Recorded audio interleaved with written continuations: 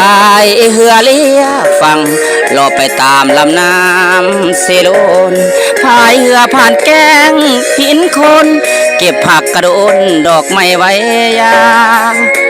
แบะมาแบะยามพี่น้องสองฝั่งทาลาบุญมีจริงได้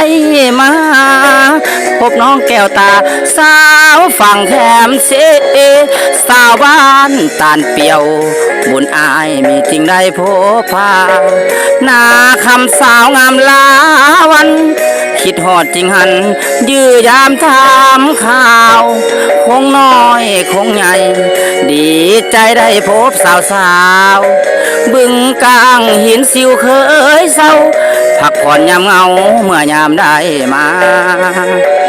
สาวคำทองหนึ่งโนนสำลานไปมาหา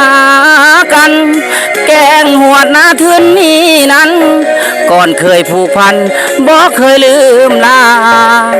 โอกาสน้อยโอกาสใหญ่อายเคยไปตอนออกพรรษา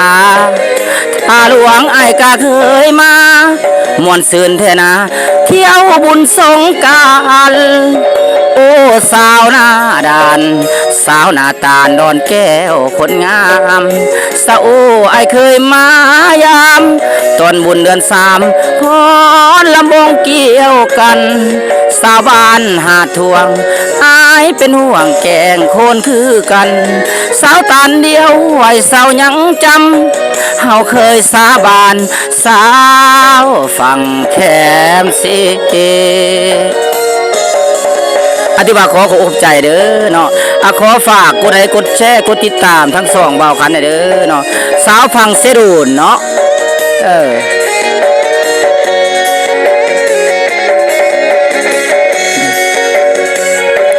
สาวคำทองหนึ่งโนนสำลานไปมาหา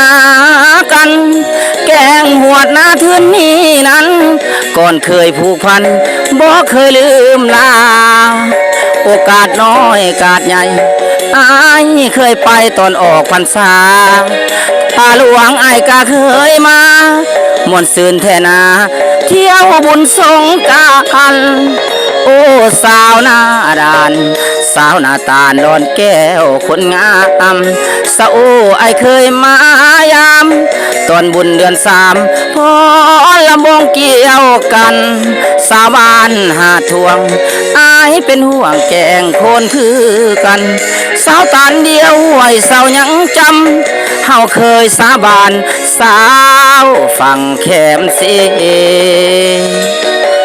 อธิบายขอขอบอกขอบใจเด้อเนาะขอขอบอกขอบใจสำหรับผู้ที่ตามหับส้มเนาะขอขอบใจเป็นอย่างสูงเด้อขอขอบอกขอบใจหลายเด้อเนาะสาวพังเซลูนเนาะ